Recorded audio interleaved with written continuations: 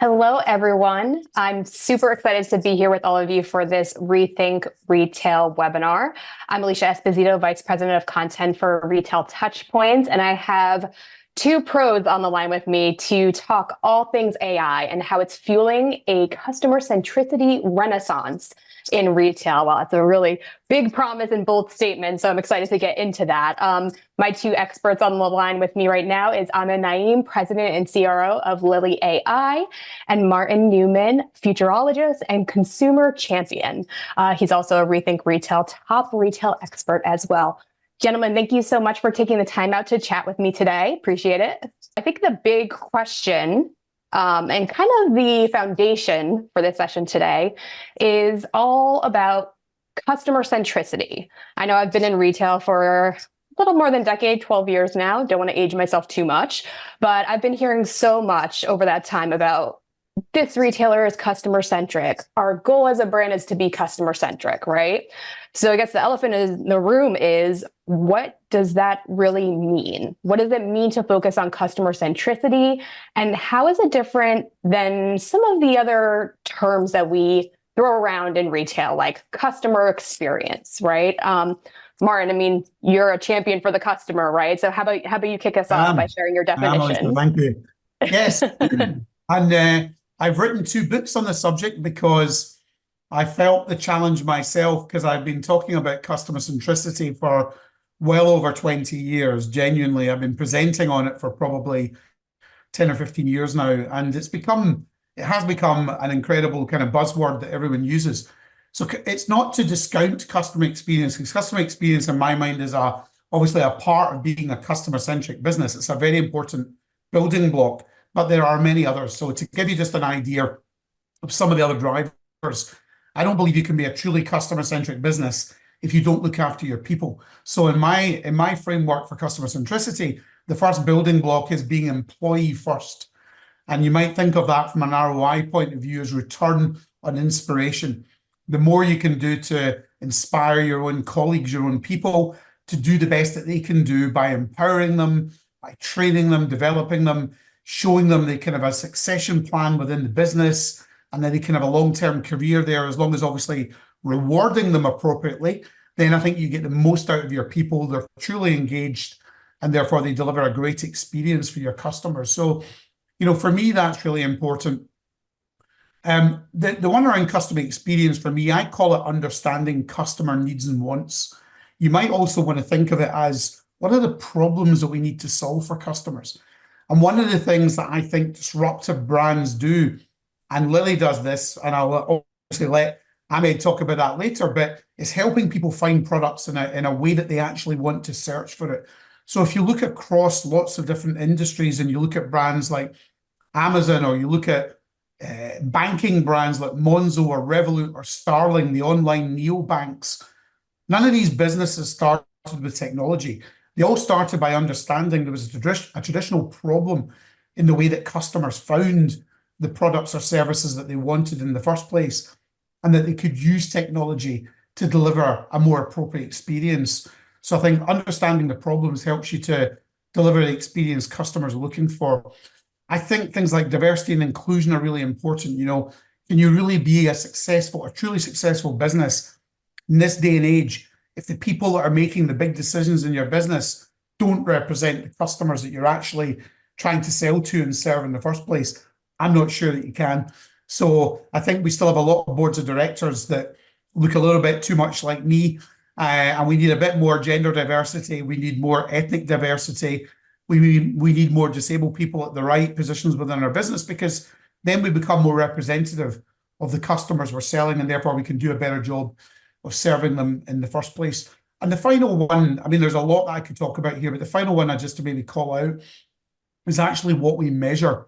So I'm an ex-retailer, I've run online for brands like Harrods and Burberry and Ted Baker and Pentland brands. And, I used to obsess over conversion rates, as we all do when we work in retail. The problem with a conversion rate, in my mind, is in a way, it's a reporting measure of what happened, rather than looking in more deeply into why that happened. And what I mean by that is, it's all well and good if our conversion rate's 5%. What I'm more interested in is what happened to the 95% of people that came to the website last week that didn't buy something. So I think focusing on that, helps us to generate insight, which can then help us to make better decisions. So those are just some of the things that I think add up to helping businesses become truly customer-centric.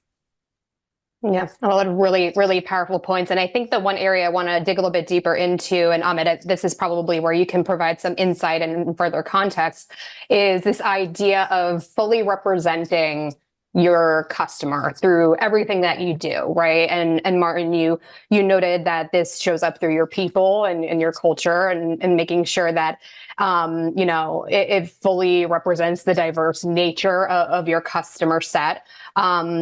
But it's not just physical, right? And even, cultural, right? It's the psychological aspects and the emotional nuances of how we shop, why we shop, what we're thinking and feeling in that moment. And obviously, Lily AI is doing some really fascinating stuff to help brands and retailers better not just understand the customer mindset while shopping, how they're discovering and even searching intently for something, right? You help them action against that and actually align to that. So can you expand a little bit about, I guess your philosophy on customer centricity and how that is applied in the work that you do? Absolutely. So from our perspective, a great customer experience is an outcome of an investment in customer centricity, right? So that's really the outcome. And what we have found historically in retail is the product is the center of everything, not the customer. And our founders really came to flip that on its head, to put the customer at the center of everything. And in order to do so, to really help them understand the language of the customer. Inspiration is important in retail, right? And there needs to be that inspiration to build brand, to drive awareness, to inspire. But at the end of the day, people are not looking for midnight French terry athleisure. They're looking for a navy blue hoodie. They're not looking for a micro essence with bioferment. They're looking for oil-free toner, right? So you have to really balance inspiration with what is the customer really looking for, and that disconnect is a major disconnect in retail that is very noticeable for everyone selling in retail, for customers looking to find things, whether they're trying to find it online or trying to find it in store, and that's really where Lily came in. I think from our founding story, she actually had struggled to find a flowy beach dress, and was like, is it me that's not really understanding how to discover products, or am I looking for things that are not really common? She went on to interview 10,000 women, asking them, explain why you bought the last product and you bought it. And they were willing to give so much information and detail and emotion behind why they buy things. But that data, that language sits nowhere. And that's really what Lily came in to solve, by building the right attributes that factor in the language of the consumer, the synonyms that they use, the trends that they're looking for, the style that they're looking to get, the occasion they're looking to wear something for. And by leveraging technology to scale that with accuracy and efficiency across the entire e-commerce stack, that's really what we mean by helping brands bridge the gap between consumer speak and brand speak, so that when a customer is going on Google, or a customer is going on site, or a customer is looking at recommendations or filtering and using the filters on the site, that you're very relevant to them and that you are speaking their language at the end of the day. No, that's great. And to better understand the customer or the shopper's expectation of this entire journey, right? And what they're actually receiving on the brand and retail side. I know you recently did a very fascinating survey of consumers, 1,000 consumers, I believe, with Rethink Retail, to better diagnose and understand, like, where are the gaps in all of this? Like, how are brands and retailers delivering based on what those consumer behaviors are, like from high level search all the way through to like more intentional and specific browsing and discovery. So can you share a little bit of context into that, and the gaps basically that you uncovered in this process, and how they kind of show up in the customer journey today? Yeah, so the gap really refers to the delta between how the consumer feels about the retail experience versus how the retailers perceive their performance. And there are really easy examples to give when we're in front of brands directly, just by going on their site and making basic searches for an occasion or a style. And another manifestation of this is trends, right? Back in the day, trends were really produced by few influencers in the industry, where today it's bi-directional. Like the consumers are dictating the trends on TikTok and Instagram. And then they're taking that and looking to find things that fit within that trend. And that disconnect is there today with all brands we talk to, large, small, medium. It doesn't really matter, and that's where we kind of show them these are the ways consumers are actually looking for your product, but you're providing nothing as a result, or one when you have 15 or 20 or 30, or you're providing things that are completely not relevant to what they're looking for. So by doing these simple examples through Google search or through your own website search, we're able to kind of really help them see the gap, and then of course work with them on improving that and improving discoverability and relevance. Yeah, that's great. And there were some findings that really stood out to me at the product level as well. Again, mainly because they connected with me as a shopper. I always try to connect those dots, of course, being in the industry. And two really interesting ones that stood out. One, the retailers just didn't have the products that the customers were looking for. And, that could be because they had something in mind, or like to your point, Ahmed, the search attributes, didn't connect the dots well enough, to their needs, right? Like there's two, I guess, levers to that, stock aspect, right?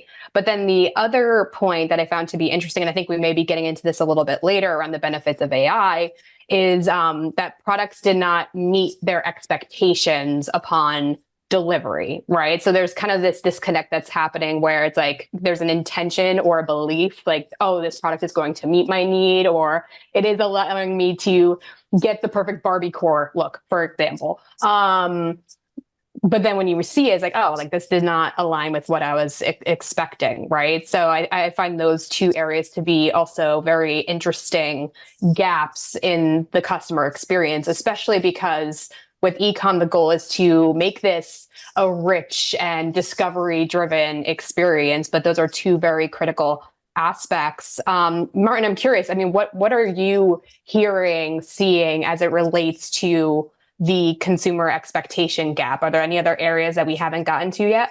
Well, I think it kind of comes back to what I said earlier about conversion rates and focusing on why they leave a store in the first place, why they leave a website in the first place empty-handed.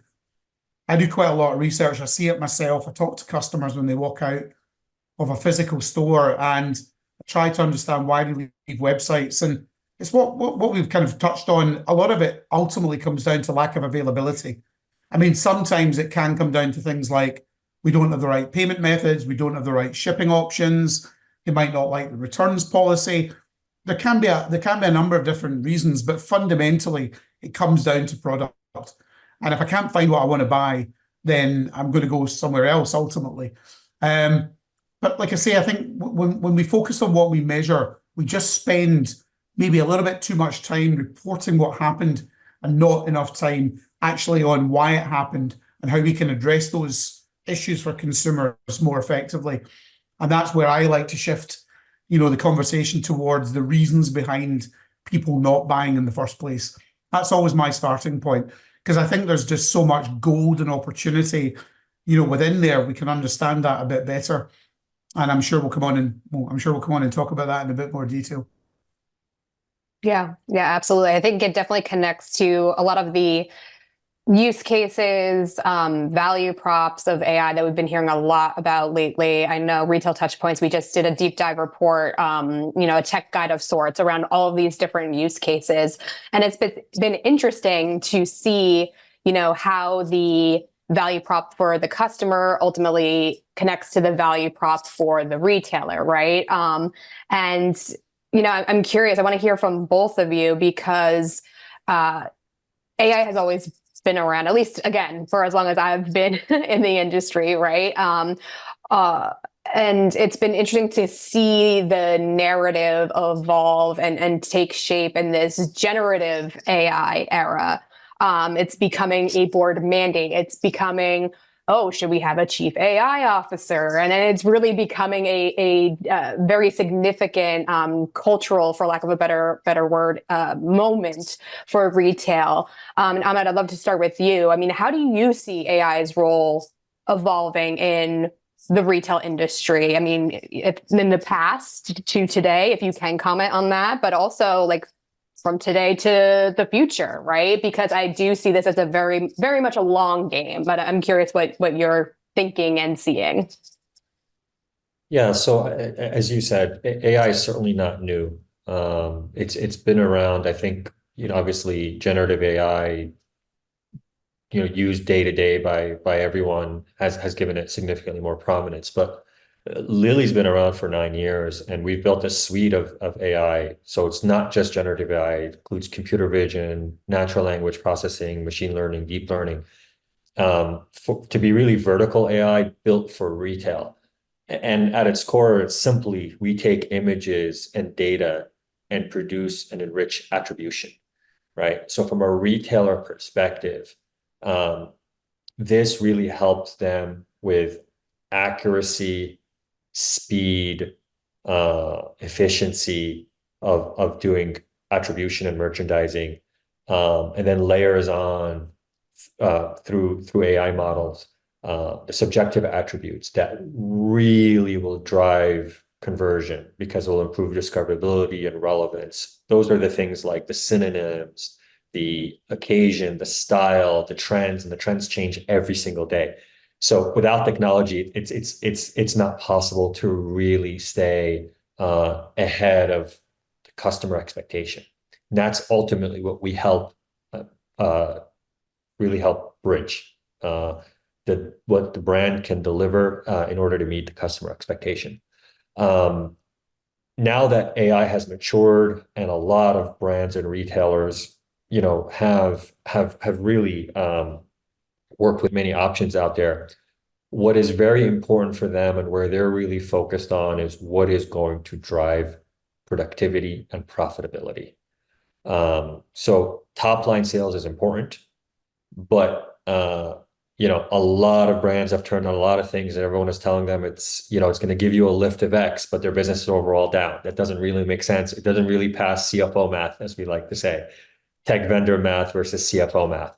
A lot have matured in kind of the way that they're leveraging and looking at AI solutions, where what we're seeing is real ROI measurement.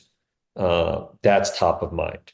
What is this doing to improve my business from an efficiency perspective, from a revenue perspective, and something that can absolutely measure over and over again to see value. And that's what we really work with our brands on is how do you measure this? How do you ensure that it's continually driving efficiency and revenue from within your business to improve the bottom line? And I think that is going to be going forward, the real focus of turning on solutions that are really impacting your business positively across as much of the journey as possible. So when we talk about the e-commerce stack, I've mentioned a few things like improving search on Google, improving search on your site, improving how you're doing recommendations. But even further upstream is going to be very key. How does this help forecasting and planning to improve margin? That's another area that we're seeing this evolve to that we've worked closely on with clients. Yeah. Yeah, your point, Ahmed, around the speed and evolution of consumer behaviors definitely resonates with, my coverage and our area of focus because, we cover the customer facing touch points of retail strategy and execution. And it's been really interesting to see the consumer journey evolve so significantly, even just thinking about high level research, discovery, inspiration, right? And I know you guys have some great research that we'll bring up here on the screen around, that search, that product discovery and inspiration stage has evolved. I mean, obviously, Google still is up there, a general search, right? And I think how people search through those platforms is really interesting, right? It's become more detailed, it's become more question based, right? But then those behaviors also trickle down into things like marketplaces, social media. And it's been interesting to see the gaps, or I guess the lack of ability to keep pace with those search behaviors, right? Like by looking at the outcomes, like sometimes you use certain keywords and the results are completely different if you just tweak it a little bit, right? So being able to bridge that gap is huge. And Martin, I want to go to you because I know in Ahmed's responses, I saw you nod your head a few times, especially around the measurable impact of this technology and the support of not just the customer but internal people, right? It's the productivity and performance aspects. I'm curious, you've been in the industry a while. How have you seen AI evolve? How have you seen conversations around AI evolve as the technology has matured and changed in its own right? Well, I think, as you said at the outset, it's become a board mandate now. So it is very much something that's a key topic of conversation around the board table. I've sat on a number of retail boards, 5 years ago. I don't think this is something that got any airtime, to be honest. It certainly does now. It's a core part of the board agenda. But I still think a lot of businesses are thinking of it maybe a little bit tactically. I think the way Ahmed, was describing it, I would agree 100%. I mean, you should be thinking about, if it were me, I'd be thinking about, how do we drive cost savings? How do we drive efficiency? And how do we drive demand generation and growth? And if I took that lens and applied it across, each part of my value chain and my business and the operating model, I think I'd maybe think about it a bit more strategically and see that there's a lot of value in all those, 3 areas. But what I love about it as much as anything is, consumers, I think, have really embraced AI. And I think now consumers know, they know when they're leveraging artificial intelligence to find an answer or get a better solution. And I think they're very open to that. And I think that's because it comes down to consumer empowerment. We are all, as individuals, we're all task rich and time poor. We've never had more going on in our lives than we have today. And we find it hard to juggle all of that, right? Between work and social and family and everything else. And so I think the more we can do to recognize that and empower our customers to search the way they want to search, to find products the way they want to find products, which is, again, something which is core to what Lily AI does, which is helping consumers ask questions. We don't search with keywords anymore. We ask questions of Google. And we want to do the same on a brand's website. And I think that for me is where AI can really play an important part. But ultimately, it can actually play a role pretty much at every stage, as Ahmed was alluding to, from discovery right the way through the entire customer path to purchase. And I think it's a game changer, that we definitely need to embrace here and now for sure. Yeah, that's great. And I do want to make sure we do get a little more tactical in the conversation, right? Because like I mentioned, we're seeing AI show up in so many different, applications, use cases, touch points in the customer experience. For instance, I know in the survey from the consumer standpoint, they really want to see or think they would benefit from, product recommendations based on interest and past purchases. There was even mention of more detailed product descriptions, which again kind of closes that gap that I mentioned earlier of oh, I ordered this thing, I expected one thing, and it is not what I was expecting at all, right? So it's helping kind of check those boxes. So Martin, I'll go to you first. I mean, what are some of the key ways AI and other new technologies are helping, enable customer centricity, enabling that empowerment of the customer that we've been talking about over the course of this entire session? Well, I think I'd start with personalization. We've been talking about personalization for really quite a long time. I think I first heard the term in the late 90s, early 2000s. So it's been bandied around for a long time. But when we all think about our own experiences of buying online, let's be honest, you're lucky. You can count on one or two fingers the amount of times you really have a truly personalized experience, be that on the website through product recommendations, be that in the communications and the follow-up you have with a brand based on what you bought, who you are, what you like, what you've told them about you, and how you've actually interacted with them. So I really think AI can take a lot of the information, leverage the algorithms and machine learning around browsing history, around purchase history, around, all of our interactions with our business to serve us in a much more personalized way. So for me, that would be fundamental. As somebody who puts customer service and customer experience and customer centricity at the heart of all I do, I'll be honest with you and say I've always been a little bit reluctant to advocate for chatbots, but I think as they become cleverer and they learn more about us based on our behavior, I think we obviously will see, an increasing and a fairly rapid move towards chatbots being able to deliver a much more nuanced level of customer service than they maybe have been able to do previously, where you could ask it a generic question and they'd be able to give you a fairly generic or standard answer. But I think now increasingly they're able to help us in a more hands-on way.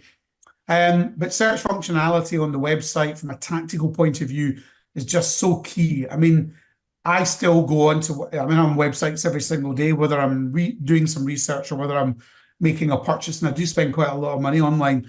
And I still find it really frustrating, to be honest with you, the amount of times that a retail website isn't capable of delivering back even the basic products that I've been searching for in the first place, because it's got the wrong attributes or the wrong descriptions or the wrong data structure in the background. So I think AI can obviously play a massive role in helping improve the relevance of those search returns, which in turn, particularly for self-service customers like me who kind of know what we want, if I know what I want, the search function is the first place I'm going to go on the website, because I'm pretty clear on what I'm looking for. And I hope and believe that's going to be my fastest way of getting to that product. But as I say, at the moment, it doesn't deliver often enough for me. So I think there's a gap there. Inventory and supply chain management, obviously algorithms, machine learning and AI can help make businesses make much better decisions in terms of how we manage our supply chain. We can have dynamic pricing. We can, produce different prices for different customers. We can do a lot of test and learn as well. We talk about test and learn in this environment, and AI can give us the opportunity to do that, to also serve up, whether it's different pricing or different products or slightly different nuanced experiences for different customers, so that we can continually tweak and improve what we're doing. So those are just some of the ways that I would see, AI delivering a better experience for customers. And I suppose finally, feedback and improvement. AI can analyze customer feedback. Back to my point about why did 96% of the customers that came to the website last week not make a purchase? Wouldn't we like to understand more about that so that we can help deliver a better experience continually for those 100% of customers that come to the website, finding the right product, having the right shipping methods, having the right payment options, having the right product attributes, and having that optimized path to purchase. I think all of that would really help to deliver an even better experience and really drive up conversion and sales. Mm-hmm. Yeah, I think that you're really onto something with that speed, agility, being able to track, iterate, and improve. And I think, Ahmed, that kind of ties to your earlier point around trends, right? The cycle of new trends being created and, going viral, so to speak, right? And, how vernacular changes and how we describe trends, materials, etc. So I would love for you to jump in here and just kind of identify some of the key areas of improvement you've seen, especially as far as like how AI is supporting the customer experience and, you know, some of the work that you guys have done. Yeah, so we work with brands to really implement solutions that will drive immediate impact, and meaningful impact. So our solution doesn't actually rip or replace any current technologies. We just augment and enhance really the attribution and the data that is going in. So when you take a look at first, one of the main use cases is Google search or even Amazon if they're selling on third party. By enhancing the Google Merchant Center and the feed that is going to Google, we have seen as high as 20%, over 20% actually in many cases, lift in revenue through a very important channel for brands. When we take a look at their e-commerce site experience, by leveraging our attributes in their own site, you know, we've seen anywhere from 4 to 7% lift in conversion because we're driving up relevance and discoverability, and that's anywhere from 20 million to 80 million in lift for brands. So it's quite significant. For the brands that have been able to leverage our attributes further up in the demand planning forecasting side, yeah, we have seen as large as 200 million in margin improvement by, you know, buying the right product for the season. So we're talking pretty significant impact by infusing the consumer language across your entire retail stack. Something that, you know, seems pretty intuitive, but still shocking in how much impact it really has. And it can be achieved in just a few weeks because it's not actually ripping or replacing anything. So that's where we've really partnered with brands to leverage our AI technology to really drive business results.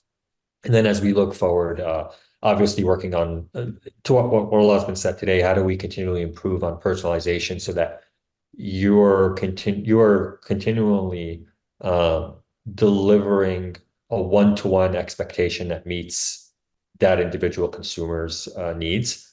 And it's literally just building on all the things that we do today. Yeah, that's wonderful. Well, we're just about at time, but I think it may be appropriate to just kind of distill the conversation down, have both of you kind of share a few key takeaways or, I guess, you know, thought starters as folks leave the webinar and go back to their jobs and figure out next steps here, especially as it relates to creating a more customer-centric experience or considering the role of AI. Martin, how about we start with you, and then Ahmed, I'd love for you to share any closing thoughts around, how to improve the customer experience and, maybe as it relates to the work that you're doing with Lily AI. Martin, you go first, sir. Sure. 3 short pieces for me. Start by, I think, from a business perspective, really thinking about where AI can save costs, drive efficiency, and drive growth and demand generation. And it's easy to map that, I think, if you look across the value chain and the operating model of the business. So strategically, I'd be thinking about it like that. But from a consumer point of view, I'd very much be thinking about how can I empower my customers to have the experience they want rather than the one that my legacy systems and solutions almost force the customer to have. I'm not trying to give them the experience that they don't want. I want to give them the right experience, but sometimes maybe historically we're not looking at it the right way. And I think we can do that by understanding the problems that we can help solve for our customers. And I think if we can do that, then we can create solutions that really do empower them and enable them to have the experience that they're looking for. And for me, that's got to be the starting point. My advice in closing remarks is be agile and be intentional. Really, there are a lot of great solutions out there. There is also a lot of noise out there. So I think it's important to filter through what's a real solution that's going to drive measurable impact versus it's just a generic wrap on ChatGPT. But if you're in retail, you have experts that could really help identify that. And my advice is be agile, identify a problem you want to solve, go test and learn and implement solutions and continually iterate. Those that are doing that are being successful. Those that are slow to move and to do anything are being left behind. So I think that's the most genuine advice I can give someone, and identify what part of the e-commerce experience or customer journey you want to fix, and go do it, test it, and iterate from there, and then move on to the next. And like I said, there's a lot of options out there to do things quickly without replacing current solutions or technologies that will give you immediate lift. And that would be my advice to anyone in retail that is looking to be successful. Awesome. Well, thank you both so much for the thought-provoking conversation and commentary. And I think both of your responses to close out alone provide the actionable advice and insights that so many folks in the industry need right now. Because, to your point, there is a lot of change happening. There's a lot of noise happening. So sometimes it's hard to narrow the focus, right, and ensure not just that it aligns to what your company needs and what challenges you're trying to address at the corporate level or the team level, but also ensure that all of the decisions you make, again, connect back to the customer. So thank you both so much for taking the time out to join me. Thanks to all of you so much for joining us for this conversation. I hope we provided you a lot of fodder and ideas and insights to help you embrace this customer centricity renaissance in retail. Thanks so much for joining us. Take care now. Thank you, Alicia. Thank you, everyone.